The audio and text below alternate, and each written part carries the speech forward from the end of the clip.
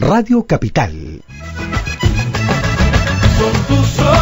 12:05, esto es Radio Capital y ahora vamos a hablar de un tema de derechos. Los derechos de las personas con discapacidad visual, ¿no? Nosotros decimos coloquialmente ciegos, la manera correcta de decir es personas con discapacidad visual. O invidentes. O invidentes. En el Perú se calcula que hay 801.000 personas con discapacidad visual y solo un aproximado del 6% puede informarse mediante la lectura táctil, vale decir, mediante el uso del braille. Esta mañana nos visitan Fernando Bolaño, presidente del Consejo Nacional de la Integración para la Persona con Discapacidad, y Manuel Rodríguez, director del Colegio de Educación Especial Luis Braille. Bienvenidos, buenos días. Buenos días. Comencemos contándole a la gente cuáles son las principales desventajas que tienen que enfrentar las personas invidentes en lo relativo a el derecho a la información, porque obviamente tienen miles de desventajas, pero ¿cuáles son estos derechos que se les ven limitados al no poder acceder al medio impreso? Bueno, ahora tenemos justamente una ley para las personas con discapacidad que ya está aprobada. ¿Cuál es esta ley? La ley es el número 29973 que se aprobó al final del 2012 y ya está reglamentada.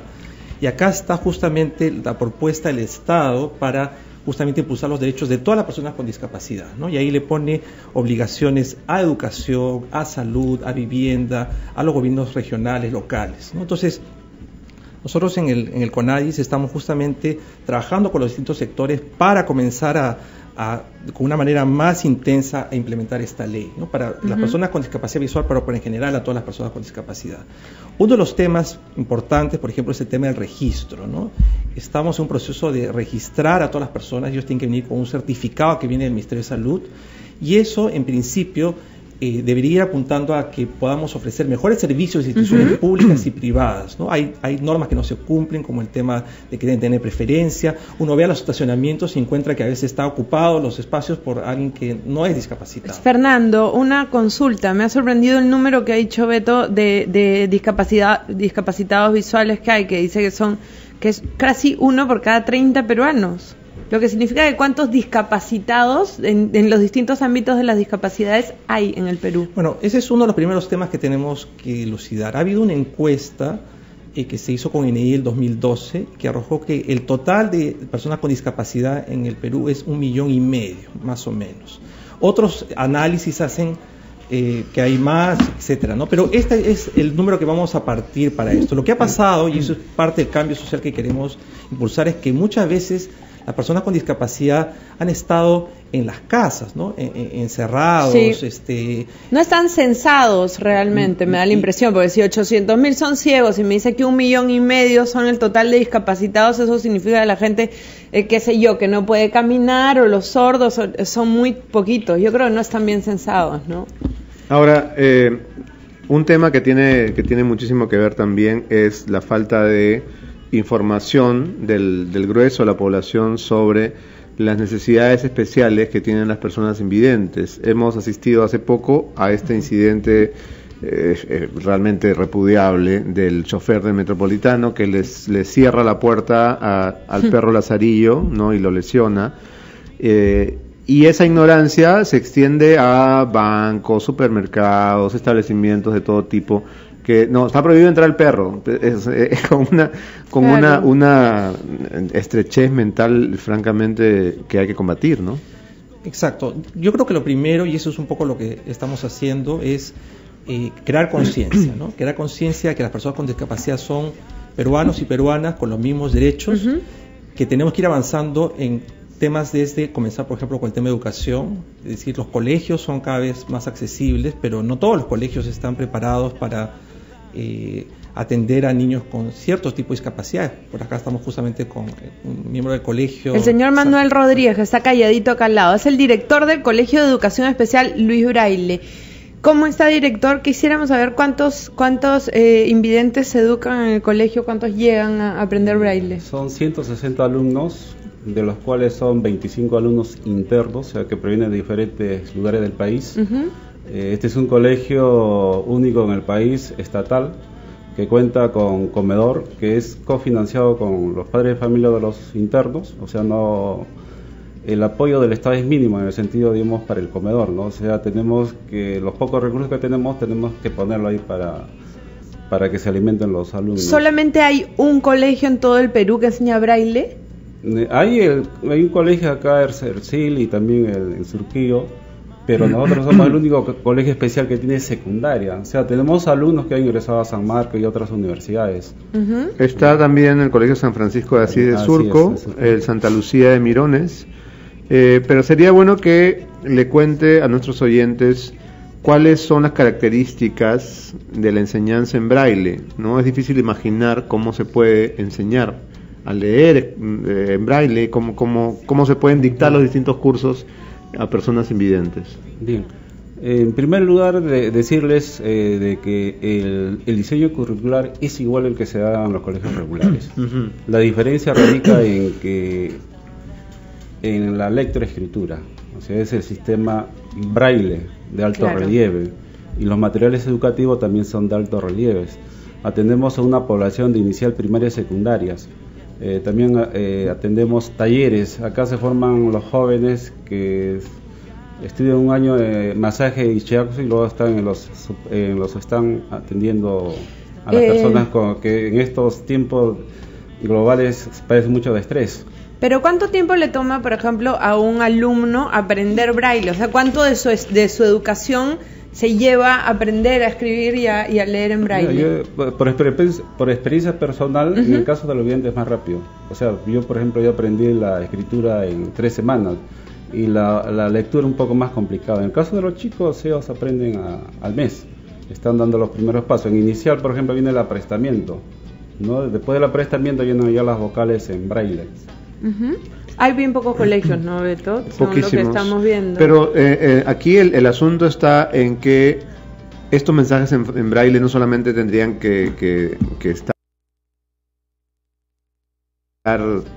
traduciendo los diarios o las revistas, sino también en los avisos en las calles, ¿no? En nombres de las calles, en las advertencias, en las esquinas.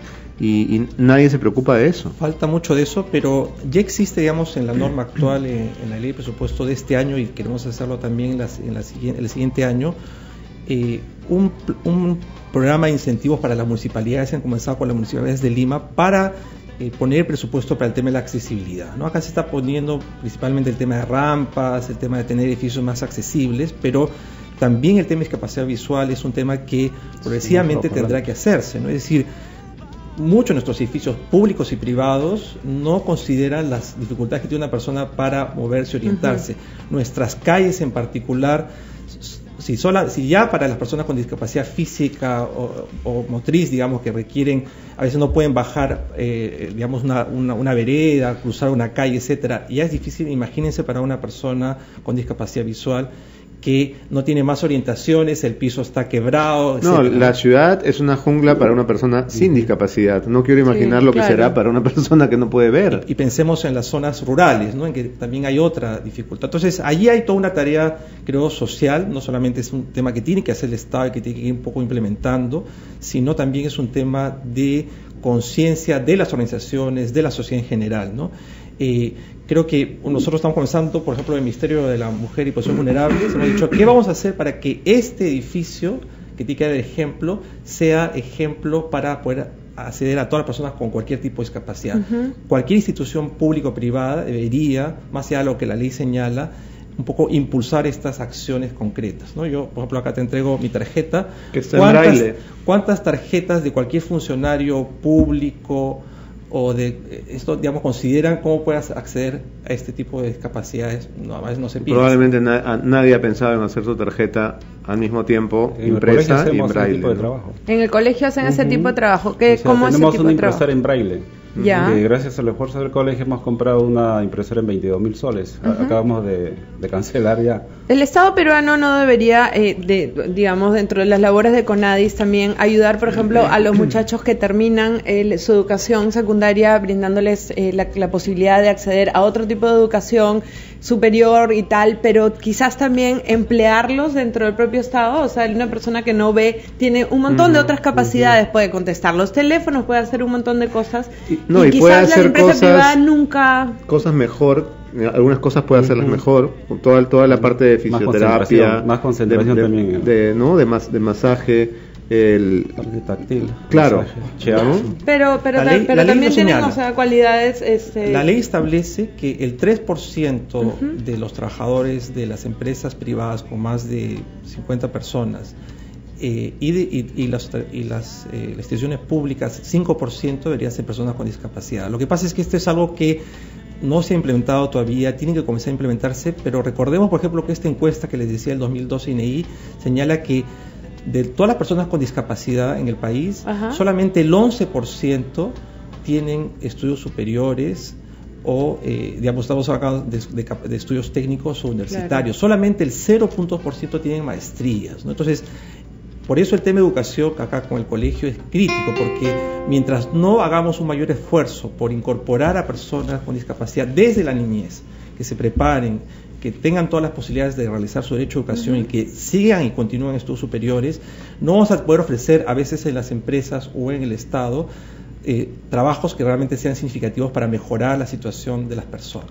Son las 12:16, estamos con Fernando Bolaños, presidente del Consejo Nacional de Integración para la Persona con Discapacidad, CONADIS. Si tú tienes alguna discapacidad o si tienes un familiar discapacitado o un amigo y quieres exponer tu problema o consultarle algo a Fernando Bolaños o a Manuel Rodríguez, que dirige un colegio donde la enseñanza es en braille, llámanos al 212-5353. Por mientras, ¿vamos a ir a una pausa?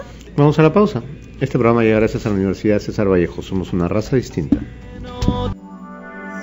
Estamos de regreso. Seguimos conversando con Fernando Bolaño, que es además viceministro de Poblaciones Vulnerables. Lo subrayo porque es un avance que el Ministerio de la Mujer tenga un viceministerio solamente dedicado a poblaciones vulnerables. Ahora, poblaciones vulnerables, ¿quiénes son exactamente? Porque podríamos pensar que todos somos vulnerables. Nosotros hablamos de personas en situación de vulnerabilidad, son básicamente los niños, las niñas, los adolescentes, las personas adultas mayores. En este sentido, por ejemplo, la mitad de las personas con discapacidad son adultos mayores. Entonces, este es un tema donde se cruza ya mucho, donde nosotros vamos a, probablemente con la edad, de desarrollar algún tipo de discapacidad puramente visual, etcétera. Entonces son temas que se cruzan, ¿no? Vamos a ir con llamadas. Esto es Radio Capital. Aló. Aló, buenos días. Hola, buenos días. ¿Cuál es su nombre? Buenos días, Marco Antonio de Cercado. Muy buenos Marco días. Antonio, estamos aquí con el presidente de CONADIS. ¿Tienes alguna consulta? Sí, mire, yo creo que nadie sabe el mal que lleva, o sea, el dolor que causa esta enfermedad de la ceguera, hasta el que la tiene, ¿no? Yo creo que hay gente, sí, que se sensibiliza, ayuda a los ciegos, hay otros que lo miran y espera que otro haga el trabajo. Yo creo que todos deberían poner su granita de arena. Yo soy una persona de 57 años y a mí me han, ¿cómo se llama? Ya determinado mácula, degeneración de la mácula, y el doctor me ha hecho bien claro que de acá a unos tiempos voy a estar ciego. Me he traumado, me he puesto a pensar, ¿y ahora qué hago? ¿No? ¿Qué? ¿Me preparo? ¿Qué hago? No sé. Y recién ahí entiendo a toda esa gente que necesita de la visión, de la luz para ver, y de la gente que como nosotros que aún vemos un poquito, aunque sea, podamos poner nuestro granito de arena y ayudarlos en todo aspecto. Bien, vamos a darle la palabra a Manuel Rodríguez, director del Colegio de Educación Especial Luis Braille, para su comentario. Bien, el colegio cuenta con un programa de rehabilitación exclusivamente para aquellas personas que por accidente, en este caso el que ha llamado, por enfermedad quedan ciegos. Acá en el colegio de una manera gratuita lo rehabilitamos en el uso del bastón, porque él va a tener que depender de él solo, movilizarse por la ciudad. Y lo otro es aprender el sistema braille para acceder a los conocimientos en el nivel del sistema braille. Todavía existen, yo recuerdo que en la Asociación de Ciegos había un voluntariado que consistía en que las personas videntes iban a leer, ¿no? a las personas invidentes, y había muchos voluntarios que dedicaban horas de su tiempo para ir a leer. ¿Esto todavía existe? ¿Funciona? ¿Hay algún tipo de voluntariado que las personas puedan hacer? En el caso de Braille hay que distinguir lo que es la Unión Nacional de Ciegos del Perú. Ahí sí hay voluntariado. De repente, como es un sitio estratégico, está en el centro. En el caso nuestro del colegio, ¿no? En el caso nuestro del colegio no tenemos ese apoyo del voluntariado. Hemos pedido a universidad, instituto, pero a la fecha no hemos tenido el apoyo de ellos. Vamos con otra llamada, ¿no?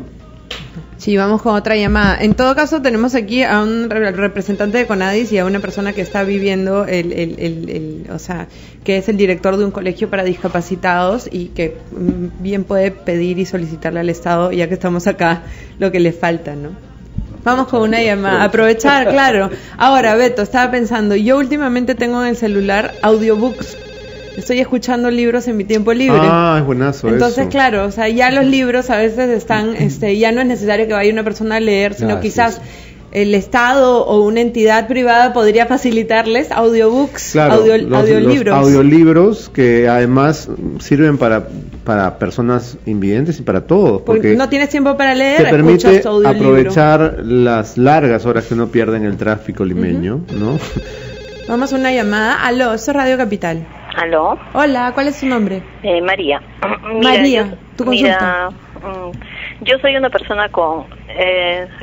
normal era mi vista, y poco a poco me han aparecido unas membranas y he ido perdiendo prácticamente la vista de un ojito, y el otro pues miro, ya prácticamente en el hospital me han dado tengo discapacidad visual, soy profesora. ¿Ya? Y realmente para mí me ha truncado esta enfermedad, porque en vez de yo tener que cuidar a los niños, ellos me tendrían que cuidar a mí, no trabajo. Y no hay un lugar donde uno pueda superarse con ese problema, ¿no? Por decir que yo me quiera presentar a un concurso, porque soy profesora contratada, mejor dicho, ya no ejerzo como 4 o 10 años. Entonces, no, como que uno se trunca. Te aseguro que si yo voy y busco un trabajo a un colegio para ciegos, también me lo impiden, y no hay cómo actualizarse. A ver, vamos a trasladarle esa pregunta a Manuel Rodríguez, que es justamente director de un colegio de educación especial. Las personas que tienen la formación docente y que por un infortunio de la vida quedan privados de la vista, uno podría pensar que son los profesores perfectos. Bueno, en el colegio contamos con profesores invidentes que han sido formados ahí en el colegio. La señora que acaba de llamar está todavía en la línea. Hay plazas en el colegio, o sea, el problema de que vaya a quedar ciego o tenga problema con ojo no le impide postular a una plaza en el colegio. Señora, ¿está ahí? Ya no está. Cortado, pero en todo caso, ella decía, no hay posibilidad, mi vida se trunca. No es cierto, porque hay colegios especiales que justamente trabajan con personas como usted, así que como nos sigue escuchando, vamos a comunicarlos con el colegio Luis Braille. Tenemos el teléfono, ¿verdad? Sí. Aló. Muy bien. ¿Sí? Esto es Radio Capital. Día. Hola, buenas tardes. ¿Cuál es su nombre? Carla, Beto, y a los invitados, buenas tardes. César de Barranco. Tardes. Su nombre, por favor. César de Barranco. Ok, César, ¿cuál es tu consulta? A ver, yo soy una persona con discapacidad visual. Con respecto a la llamada de la señora de hace un momento, yo soy rehabilitado en Cercil, y quiero decirle que ahí también hay profesores con baja visión y totalmente invidentes. Ahora, 3 cosas puntuales: información, transporte y accesibilidad en las calles. Con respecto a la información, quiero felicitar a Publimetro, que es el único periódico que se imprime con el sistema Braille. ¡Qué bien! Con respecto a la accesibilidad, hay muchas calles que, bueno, como dijo Beto, ¿no? Si para las personas que tienen visión la ciudad es una jungla, imagínate tú para las personas que no vemos. Sí. El tráfico, los huecos, los vendedores, francamente es una carrera de obstáculos, ¿no? Una cosa de que de verdad que a mí no me parece. Hay calles donde los postes están encima de la vereda cuando deberían estar al borde. Sí. Hay otra cosa, que uno va arrastrando con el bastón y de repente se encuentra con una cochera que está abierta y se pega un golpe en la cara. Bueno, y la otra cosa es el transporte. Hay muchos transportistas.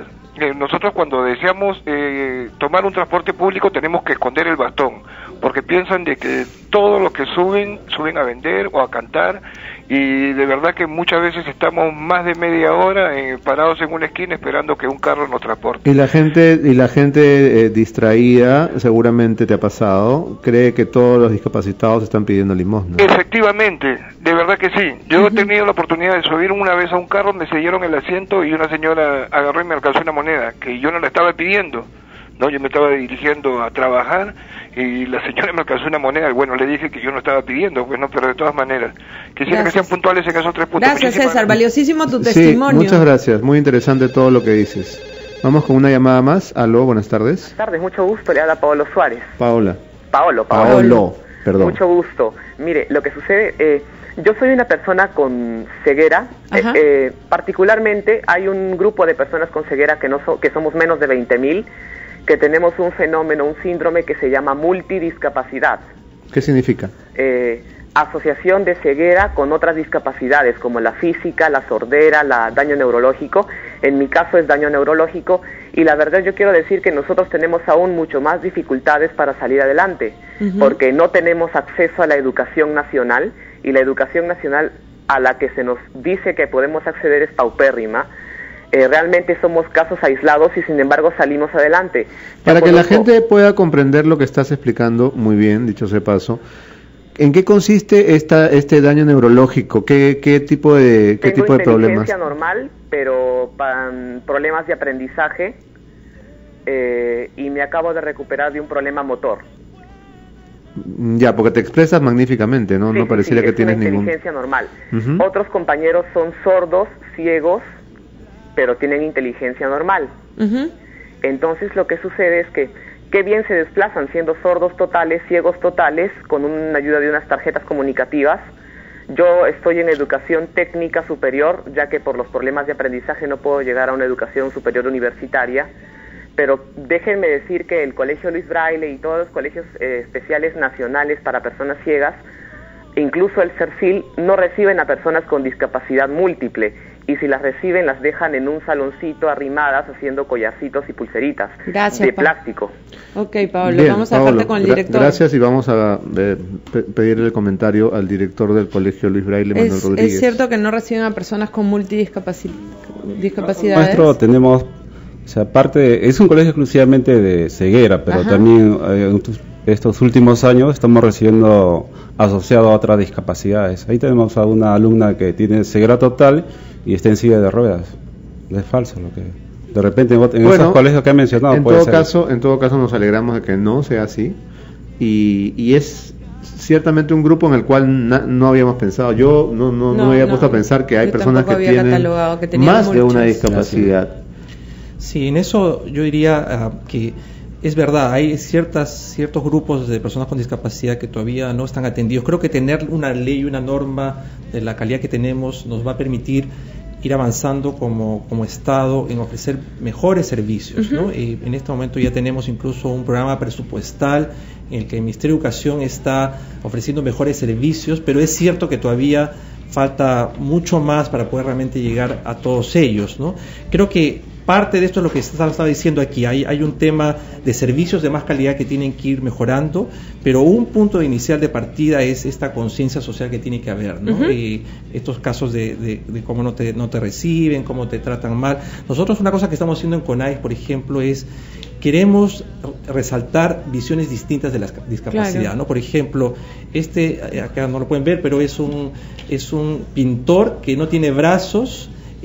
Pinta cosas extraordinarias. Félix Espinosa es una persona con discapacidad. Con arena, pincel y amor se llama la muestra. Hay una empresa que ha formado unos chicos jóvenes que se llama Empanacombi que contrata a chicos Down. Entonces, muy bien. En vez de vender una imagen de que la discapacidad es limitación, es personas que no son capaces, etcétera, lo que tenemos que hacer socialmente es ir reconociendo que a pesar de todas esas cosas hay muchas personas con discapacidad que logran desarrollarse profesionalmente, y que tenemos que construir socialmente muchos más ayudas y apoyos para que ellos logren sus derechos. Tiene que haber conciencia de parte de la ciudadanía, pero también tiene que haber una inversión de parte del Estado para que todos esos discapacitados que hay por ahí que no tienen acceso a la educación la tengan, ¿no? Ahora, la razón de que hayamos dedicado esta media hora de programa al tema tema tiene que ver con una carta que yo recibí de los alumnos de una promoción del Colegio Luis Braille, que me pedían, bueno, primero que tocar el tema, que es tan importante, y segundo, un apoyo para su viaje de promoción. Entiendo que ellos están yendo a Tarapoto, ¿verdad?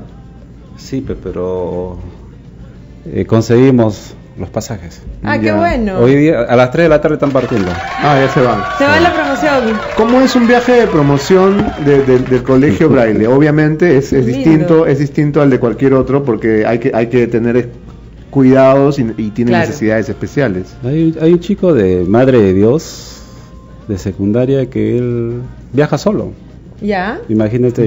¿Viene desde allá? No, o sea, cuando va de vacaciones se va a ver a sus familiares, se va solo. Es un viajero. Claro, pero la gente... En este caso, como son alumnos de primaria, algunos van con su padre, familia o tutores acompañados. Correcto, pero mi pregunta iba más a de qué manera disfrutan las diferentes experiencias de un viaje, porque aquí no se sabe, pero en otras ciudades hay funciones de cine para ciegos, funciones de teatro para ciegos. En Miraflores hay, ya está empezando a ver. Sí. Bien, es el distrito que ha avanzado en la cuestión de discapacidad visual. ¿Qué tipo de actividades se programan por ejemplo, para un viaje de promoción? Mire, nosotros tenemos bastante relación con Miraflores, nos invitan, hay una huaca puyana, por ejemplo, a los alumnos de secundaria van con guía, les explican todo lo que hay a su alrededor. Claro, todo tiene que ser explicándolo a la persona que ve, va describiendo lo que se vayan los chicos de la promoción y que hayan conseguido los pasajes. Fantástico. Que tengan un súper buen viaje. Bueno, en todo caso, siempre que haya alguna necesidad, no duden en contar con nosotros, con este programa y con todos los programas de Radio Capital. Ajá, muchas gracias por haber venido. Gracias. Te agradecemos mucho. Al señor Bolaños, señor Rodríguez, gracias por haber venido esta mañana. Tenemos que irnos a una pausa, son 12:35. Volvemos.